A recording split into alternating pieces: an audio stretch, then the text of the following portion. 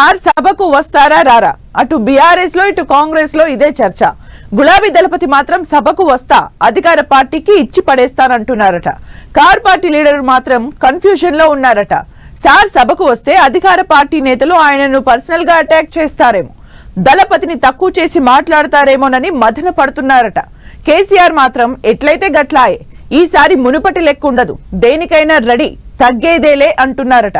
అధికార పక్షం దాడిని గులాబీ బాస్ ఎలా ఎదుర్కోబోతున్నారు? కేసీఆర్ దగ్గరున్న అసెంబ్లీ అస్త్రం ఏంటి?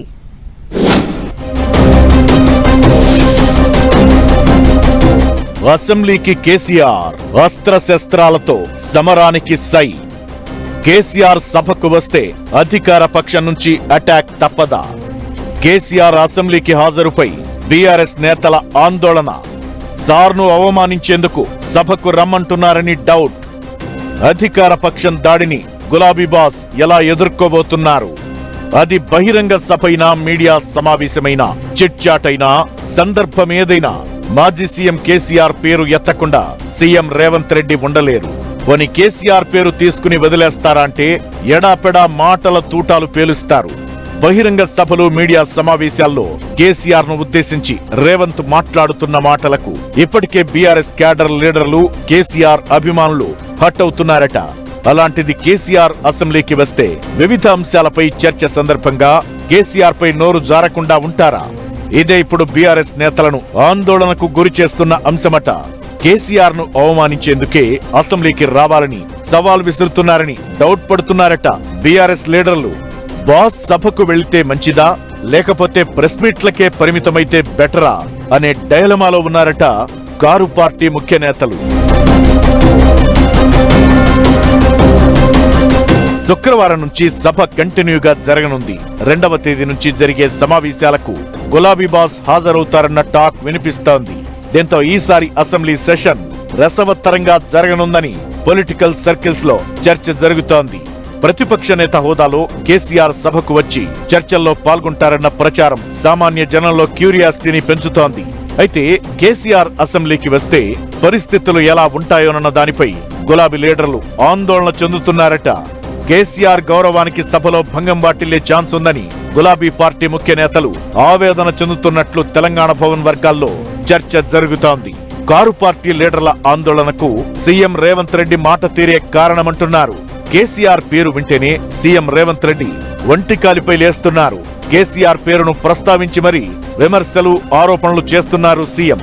అంశం ఏదైనా కేసీఆర్ పేరును ప్రస్తావించి తీవ్ర స్థాయిలో మండిపడుతూ వస్తున్నారు రేవంత్. అయితే సీఎం అడ్డు అదుపు లేకుండా కేసీఆర్ ను విమర్శిస్తే ఆయన గౌరవానికి భంగం కలిగే అవకాశం ఉందని బీఆర్ఎస్ నేతలు కంగారు పడుతున్నారట.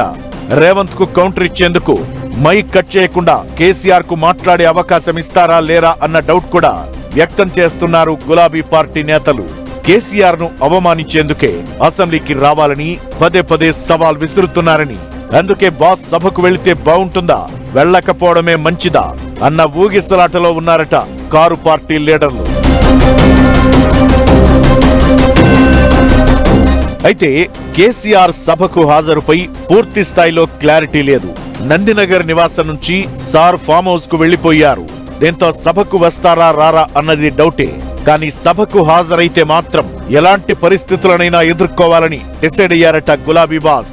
తనను అవమానించేలా మాట్లాడినా, అధికార పక్ష నేతలు నోరు జారినా ఎక్కడా టెంప్ట్ కావద్దని బీఆర్ఎస్ లీడర్లకు ఇండైరెక్ట్ గా డైరెక్షన్స్ ఇచ్చారట.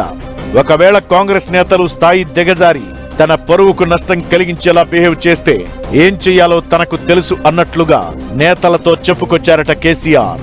సభకు రావాలంటూ సవాల్ విసిరి వ్యక్తిగత విమర్శలు చేశారని ఎక్స్పోజ్ చేసి అసెంబ్లీ నుంచి వాకౌట్ చేయాలనే వ్యూహం కూడా ఉందట. అందుకే ఈసారి పరీక్ష మనకు కాదు, అధికార పక్షానికే అంటున్నారట గులాబీ బాస్.